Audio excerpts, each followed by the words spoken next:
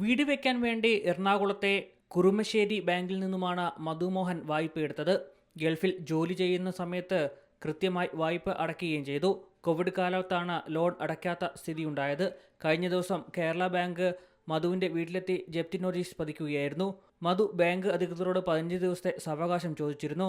വീട് വിറ്റ് പണം അടയ്ക്കാനായിരുന്നു സാവകാശം ചോദിച്ചത്. വീട് വാങ്ങാൻ ആളുകളും വന്നിരുന്നു. ഇത് ലഭിക്കാതെ വന്നതോടെയാണ് ജീവനൊടുക്കാൻ കാരണമെന്ന് മധുവിൻ്റെ സഹോദരൻ ഹരികൃഷ്ണൻ വ്യക്തമാക്കി. ഒരു കടബാധ്യതയും കാര്യങ്ങളൊക്കെ ഉണ്ടായിരുന്നു. ലോണും കേരള ബാങ്കിൽ നിന്ന് ലോണൊക്കെ എടുത്തിട്ടുണ്ടായിരുന്നു. അപ്പോൾ അത് ഇന്നലെ ലാസ്റ്റ് ഡേറ്റ് ആയിരുന്നു. പുള്ളിക്ക് സീലിംഗ് ഡേറ്റ് ആയിരുന്നു തന്നെ. അപ്പോൾ അത് ഒരു കച്ചവടം കാര്യങ്ങളൊക്കെ വന്നിട്ട് അവർ ഒരു 15 ദിവസം സമയം ചോദിച്ചിട്ട് നമുക്ക് ബാങ്കുകാർ അത് അനുവദിച്ചു തന്നില്ല. കേരള ബാങ്ക് അവർ അനുവദിച്ചു തന്നില്ല. അപ്പോൾ അവർ ഇന്നലെ സീലിംഗ് ഡേറ്റ് ആണെന്ന് പറഞ്ഞു. വേറെ ഒരു ഓപ്ഷനും അവർ തരാൻ തയ്യാറല്ലായിരുന്നു. അപ്പോൾ അത് വന്നതോടുകൂടി പുള്ളിയുടെ അതിൻ്റെ ഒരു ഡിപ്രഷനിൽ പുള്ളി ചെയ്തതാണ്, ഇന്നലെ സൂസൈഡ് ചെയ്തതാണ്. 37 ലക്ഷം രൂപയുടെ ലോൺ കുടിശ്ശികയാണ് ഉണ്ടായിരുന്നത്. ഡ്രൈവിംഗ് ജോലി ചെയ്യുന്ന മധുമോഹന് ഭാര്യയും 2 പെൺകുട്ടികളുമുണ്ട്.